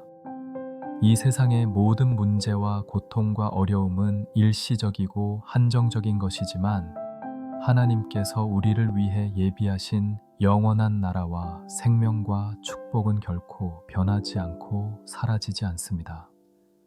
넷째는 하나님께서 우리 각자에게 고유한 은사와 재능과 사명을 주셨다는 진리입니다. 다른 사람과 비교할 필요도 없고 경쟁할 필요도 없습니다. 하나님께서는 우리 각자를 유일하고 특별한 존재로 지으셨고 각자에게 맞는 특별한 계획을 갖고 계십니다. 이런 놀라운 진리들을 마음 깊이 받아들이고 확신할 때 우리는 세상의 잘못되고 왜곡된 가치관과 판단 기준으로부터 완전히 자유로워질 수 있습니다. 실제 사례들을 구체적으로 들어보겠습니다. 한 성도님께서는 오랫동안 심각한 학벌 콤플렉스로 인해 깊은 고통을 받고 계셨습니다. 주변 사람들이 모두 명문대학을 나온 것에 비해 자신은 전문대학 출신이어서 항상 열등감에 시달리고 자신감을 잃고 살았습니다. 직장에서도 교회에서도 심지어 가족들과 친구들 앞에서도 항상 주눅이 들어 있었고 자신의 의견을 당당하게 표현하지 못했습니다. 승진에서도 번번이 밀려나고 사회적으로도 인정받지 못한다고 생각해서 깊은 좌절감에 빠져 있었습니다. 그런데 요한복음의 진리의 말씀들을 통해 자신이 하나님 보시기에는 학벌과 상관없이 매우 귀하고 소중한 존재라는 진리를 깨닫게 되었습니다. 하나님께서는 학벌이나 스펙으로 사람을 평가하고 판단하지 않으시고 그 사람의 마음과 인격과 신실함을 보신다는 것을 확신하게 된 것입니다. 사무엘상 16장 7절의 말씀처럼 하나님은 외모를 보시는 것이 아니라 중심을 보신다는 진리를 깊이 깨달았습니다. 그 후로는 다른 사람들의 평가와 시선에 연연하지 않고 하나님께서 자신에게 주신 고유한 은사와 재능을 발견하고 활용해서 겸손하게 섬기며 살아가게 되었다고 간증하셨습니다. 현재는 자신의 경험을 바탕으로 같은 어려움을 겪는 사람들을 돕는 상담 사역에 참여하고 계십니다. 또 다른 성도님은 어린 시절부터 외모 때문에 심한 콤플렉스와 열등감에 시달려 왔습니다. 학창 시절 친구들로부터 외모에 대한 놀림과 비교를 당하며 자란 탓에 성인이 되어서도 자신감이 없고 사람들 앞에 당당하게 나서기를 극도로 꺼려했습니다. 성형수술도 여러 번 받아봤지만 근본적인 문제 해결이 되지 않았고 오히려 더 큰 공허감만 느꼈습니다. SNS에서 다른 사람들의 외모를 보며 끊임없이 비교하고 자책하는 악순환에 빠져 있었습니다. 그런데 하나님께서는 사람의 외모가 아니라 그 사람의 마음과 중심을 보신다는 성경의 진리를 깊이 깨닫게 되면서 외모에 대한 집착과 강박에서 점차 벗어날 수 있었다고 합니다. 잠언 31장 30절에 고운 것도 거짓되고 아름다운 것도 헛되나 오직 여호와를 경외하는 여자는 칭찬을 받을 것이라는 말씀을 통해 진정한 아름다움이 무엇인지 알게 되었다고 합니다. 그 후로는 외모를 가꾸는 데 쏟던 시간과 에너지를 성품을 기르고 다른 사람들을 섬기는 일에 집중하게 되었고 결과적으로 훨씬 더 많은 사람들에게 사랑받고 인정받게 되었다고 감사의 간증을 하셨습니다. 또 다른 사례로는 경제적 어려움으로 인한 열등감에 시달렸던 성도님의 이야기가 있습니다. 어려운 가정 형편으로 인해 어린 시절부터 남들과 다른 생활을 해야 했고 성인이 되어서도 경제적으로 넉넉하지 못해서 항상 위축되어 있었습니다. 다른 사람들의 풍요로운 생활을 보면서 자신의 처지를 비관하고 하나님을 원망하기도 했다고 솔직하게 고백하셨습니다. 그런데 마태복음 6장 26절의 공중의 새를 보라. 심지도 않고 거두지도 않고 창고에 모아들이지도 아니하되 너희 천부께서 기르시나니 너희는 이것들보다 귀하지 아니하냐는 말씀을 통해 하나님의 돌보심에 대한 확신을 갖게 되었다고 합니다. 또한 빌립보서 4장 19절에 나의 하나님이 그리스도 예수 안에서 영광 가운데 그 풍성한 대로 너희 모든 쓸 것을 채우시리라는 약속의 말씀을 붙들고 기도하는 가운데 물질에 대한 불안과 걱정에서 자유로워질 수 있었다고 간증하셨습니다. 현재는 비록 경제적으로는 넉넉하지 않지만 마음에는 평안과 감사가 가득하며 자신보다 더 어려운 이웃들을 돕는 일에 적극적으로 참여하고 계십니다. 사랑하는 성도님들, 혹시 어떤 잘못된 생각이나 거짓된 믿음이나 왜곡된 가치관에 사로잡혀서 진정으로 자유롭지 못한 답답한 삶을 살고 계시지는 않습니까? 예수님께서 우리에게 알려주신 진리의 말씀들을 마음에 깊이 새기고 지속적으로 묵상하시면 그 모든 거짓된 속박과 두려움으로부터 완전히 자유로워질 수 있습니다. 진리가 주는 참된 자유 안에서 기쁨과 평안을 누리며 당당하고 의미 있게 살아가시기 바랍니다. 네 번째로 영생의 확실한 확신이 주는 궁극적이고 완전한 평안에 대해 깊이 있게 말씀드리겠습니다. 인간의 모든 불안과 두려움과 걱정의 가장 근본적인 뿌리에는 죽음에 대한 원초적이고 본능적인 두려움이 깊이 자리 잡고 있습니다. 의식적으로든 무의식적으로든 우리는 언젠가는 반드시 이 세상을 떠나야 한다는 피할 수 없는 현실 때문에 깊은 불안과 두려움을 느끼며 살아갑니다. 시간은 멈추지 않고 계속 흘러가고 우리는 조금씩 늙어가고 언젠가는 모든 것을 뒤로하고 홀로 떠나야 하는 날이 올 것입니다. 이런 인간 존재의 유한성과 한계에 대한 깊은 인식이 우리 삶 전체에 어두운 그림자를 들이우는 경우가 매우 많습니다. 아무리 성공하고 부유하고 행복해도 결국에는 모든 것이 다 끝나고 말 것이라는 생각이 들면 현재의 기쁨과 만족마저도 온전히 누리기 어려워집니다. 특히 나이가 들어갈수록, 그리고 주변의 가족이나 친구들이 세상을 떠나는 것을 목격할수록 이런 실존적인 불안과 두려움은 더욱 깊어지고 강해집니다. 또한 현대의학이 발달했다고 하지만 여전히 불치병이나 갑작스러운 사고로 인한 죽음의 위험은 항상 우리 주변에 존재하고 있습니다. 코로나19 팬데믹을 통해서도 우리는 죽음이 얼마나 가까이에 있는지를 절실히 깨달았습니다. 하지만 요한복음은 이런 인간의 가장 근본적이고 원초적인 불안과 두려움에 대해 완전하고 최종적인 해답을 명확하게 제시하고 있습니다.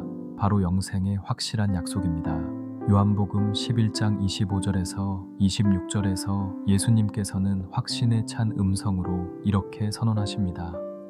예수께서 가라사대 나는 부활이요 생명이니 나를 믿는 자는 죽어도 살겠고 무릇 살아서 나를 믿는 자는 영원히 죽지 아니하리니 이것을 네가 믿느냐? 얼마나 놀랍고 감동적이고 확실한 약속입니까? 죽어도 살겠고 영원히 죽지 아니하리라는 말씀은 단순한 위로의 말이나 종교적인 수사가 아닙니다. 부활의 첫 열매가 되신 예수님께서 자신의 죽음과 부활을 통해 친히 증명하고 보여주신 확실하고 구체적인 약속입니다. 예수님께서는 실제로 십자가에서 죽으시고 3일 만에 부활하심으로써 우리에게도 동일한 부활과 영생의 소망이 있다는 것을 역사적 사실로 입증해 주셨습니다. 이 놀라운 약속의 말씀이 주어진 상황과 배경도 매우 의미심장하고 교훈적입니다. 예수님의 가까운 친구였던 나사로가 병들어 죽었을 때 그의 누이 마르다가 절망과 슬픔과 원망에 깊이 빠져 있었습니다. 바로 그때 예수님께서 이 놀라운 부활과 영생의 약속을 확실하게 주신 것입니다. 그리고 실제로 이미 죽어서 무덤에 묻힌 지 나흘이나 된 나사로를 다시 살려내심으로써 이 약속이 결코 헛된 말이 아니라는 것을 눈으로 보고 손으로 만질 수 있는 현실로 보여주셨습니다. 요한복음 5장 24절에서는 더욱 구체적이고 확실하게 말씀하십니다. 내가 진실로 진실로 너희에게 이르노니 내 말을 듣고 또 나 보내신 이를 믿는 자는 영생을 얻었고 심판에 이르지 아니하나니 사망에서 생명으로 옮겼느니라.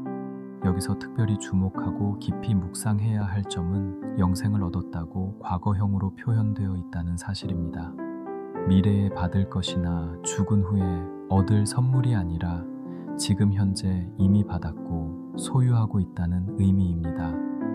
예수님을 구주로 믿고 영접하는 바로 그 순간부터 우리에게는 영원한 생명이 시작되는 것입니다. 육체적인 죽음은 단지 이 땅에서의 제한적인 삶을 마무리하는 과정일 뿐 진정한 의미에서의 죽음이나 끝이 아닙니다. 오히려 더욱 완전하고 영광스러운 생명으로 옮겨가는 졸업이자 승천인 것입니다. 요한복음 17장 3절에서 예수님은 영생은 곧 유일하신 참 하나님과 그의 보내신 자 예수 그리스도를 아는 것이니이다 라고 말씀하셨습니다.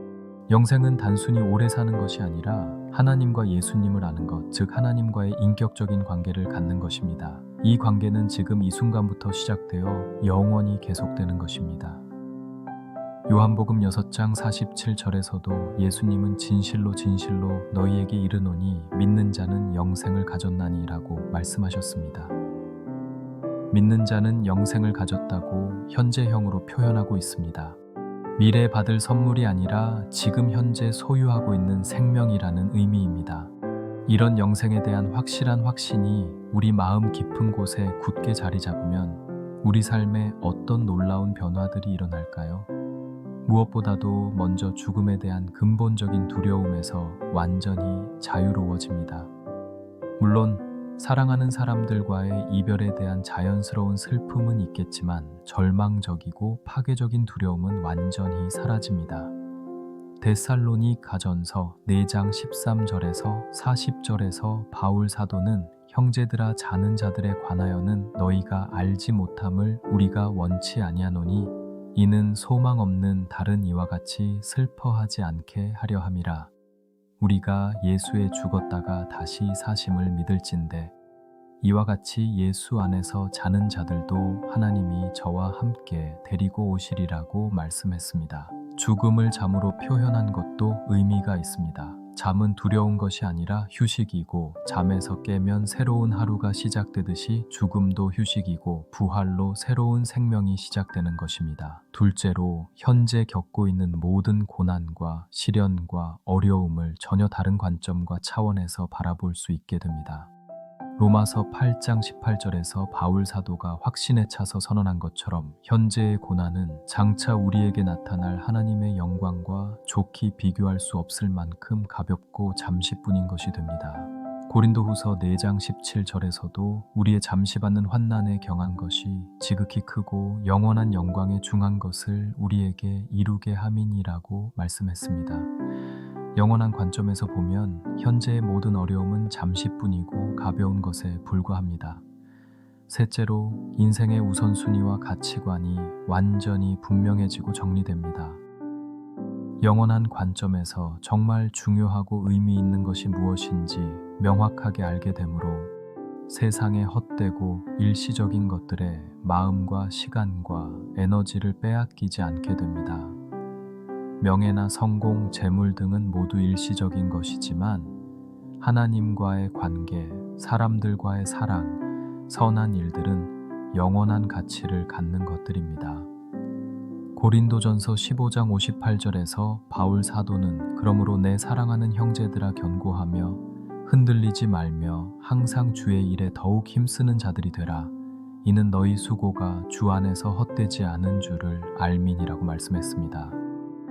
영생의 확신이 있으면 우리의 모든 수고와 노력이 헛되지 않는다는 것을 알 수 있습니다.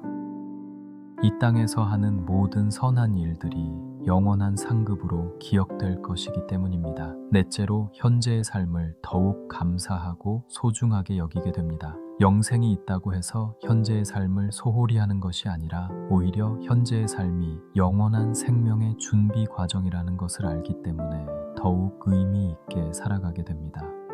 감동적인 실제 간증 사례를 소개해드리겠습니다. 80대 후반의 한 권사님께서 말기 암 진단을 받으시고 시한부 선고를 받으셨습니다. 가족들과 교회 성도들은 모두 깊은 슬픔과 절망에 빠졌지만 그 권사님은 오히려 평안하고 기쁜 모습을 보이셨습니다. 요한복음에 기록된 영생의 약속을 굳게 붙들고 확신하고 계셨기 때문입니다.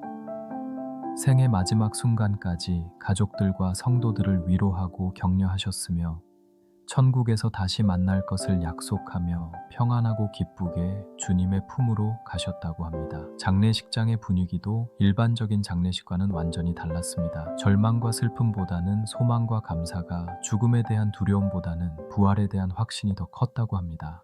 그분의 임종을 지켜본 의료진들도 이런 평안한 죽음은 처음 본다며 깊은 감동을 받았다고 합니다. 이것이 바로 영생의 확신이 주는 놀라운 평안의 실제적인 능력입니다. 또 다른 간증으로는 젊은 나이에 교통사고로 하반신 마비가 된 한 성도님의 이야기가 있습니다. 20대 후반의 나이에 갑작스러운 사고로 인해 휠체어 생활을 하게 되었고 처음에는 절망과 분노로 가득했습니다. 하나님을 원망하기도 했고 모든 꿈과 희망이 사라진 것 같아서 극단적인 생각까지 했다고 솔직하게 고백하셨습니다. 하지만 시간이 지나면서 영생에 대한 확신을 갖게 되었고 이 땅에서의 고난은 잠시뿐이고 영원한 하늘나라에서는 완전한 몸으로 부활하게 될 것이라는 소망을 갖게 되었다고 합니다. 그 후로는 같은 처지에 있는 장애인들을 돕는 일에 헌신하게 되었고 장애인 선교회를 조직해서 활발한 활동을 하고 계십니다. 오히려 사고 전보다 더 의미 있고 보람 있는 삶을 살고 있다고 간증하셨습니다. 영생의 소망이 현재의 고난을 이길 수 있는 힘을 주었던 것입니다. 특히 밤에 잠자리에 들 때 영생의 확신이 있으면 두려움 없이 평안히 잠들 수 있습니다. 설령 오늘 밤이 마지막 밤이라고 해도 영생의 확신이 있으면 전혀 두렵지 않습니다. 죽음이 끝이 아니라 새로운 시작이라는 것을 알기 때문입니다. 영생의 확신은 또한 우리의 가치관을 완전히 바꿔놓습니다. 세상 사람들이 중요하게 여기는 것들이 상대적으로 덜 중요해지고 정말 중요한 것이 무엇인지 분명해집니다. 이런 확신을 가지고 살아가면 일상의 모든 순간들이 영원한 의미를 갖게 됩니다. 오늘 하루도 영원한 생명의 연장선상에서 살아가는 것이고 지금 겪는 모든 경험들도 영원한 관점에서 바라볼 수 있게 됩니다. 사랑하는 성도님들, 우리에게는 이런 놀랍고 확실한 소망이 있습니다. 이 세상의 모든 것이 다 변하고 지나가도 우리에게는 변하지 않는 영원한 생명이 있습니다. 이 확신을 마음에 깊이 품고 살아가시면 어떤 상황과 환경에서도 절대로 흔들리지 않는 평안과 기쁨을 누릴 수 있을 것입니다. 사랑하는 믿음의 가족들, 오늘 함께 살펴본 요한복음의 4가지 핵심 진리를 마지막으로 다시 한번 정리하고 확인해 보겠습니다. 첫 번째는 예수님께서 우리에게 약속하신 참된 평안입니다. 세상이 결코 줄 수 없는 환경과 상황에 전혀 좌우되지 않는 절대적이고 초월적인 평안을 우리에게 확실하게 약속해 주셨습니다. 이 평안은 우리가 노력하고 애써서 얻어야 하는 것이 아니라 예수님께서 값없이 주시는 선물이며 어떤 상황에서도 우리 마음 가장 깊은 곳에서 변함없이 역사하는 하나님의 초자연적인 평안입니다. 두 번째는 하나님의 무조건적이고 영원한 사랑입니다. 독생자까지 아낌없이 내어주신 그 크고 깊은 사랑이 우리 마음의 모든 상처와 아픔을 완전히 치료하고 온전히 회복시켜 주십니다. 이 사랑은 우리의 행동이나 조건이나 자격에 따라 변하는 것이 절대 아니라 우리가 하나님의 형상으로 지음받은 소중한 존재라는 이유 하나만으로 값없이 주어지는 영원하고 변하지 않는 완전한 사랑입니다. 세 번째는 진리가 우리에게 주는 완전한 자유입니다. 예수님께서 우리에게 알려주신 하나님의 진리를 통해 모든 거짓된 속박과 두려움과 강박으로부터 완전히 자유로워질 수 있습니다. 세상의 잘못되고 왜곡된 가치관과 판단 기준, 다른 사람들의 평가와 시선으로부터 완전히 자유로워져서 하나님께서 보시는 올바른 관점으로 자신과 세상을 바라보며 살아갈 수 있게 됩니다. 네 번째는 영생에 대한 확실한 확신입니다. 죽음마저도 완전히 이기시고 부활하신 예수님을 통해 우리에게도 동일한 영원한 생명의 확실한 소망이 있습니다. 이 확신은 죽음에 대한 모든 두려움을 완전히 없애주고 현재의 모든 고난을 영원한 관점에서 올바르게 바라볼 수 있게 해주며 인생의 진정한 우선순위와 가치를 분명하게 정리해줍니다. 이 4가지 놀라운 진리가 사랑하는 성도님들의 마음과 삶에 깊이 새겨지고 뿌리 내리시기를 간절히 기도합니다.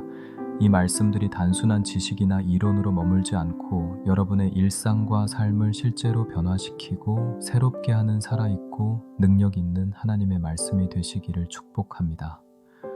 오늘 밤부터는 이 귀한 말씀들을 마음에 깊이 품고 평안하고 기쁜 잠자리에 드시기 바랍니다.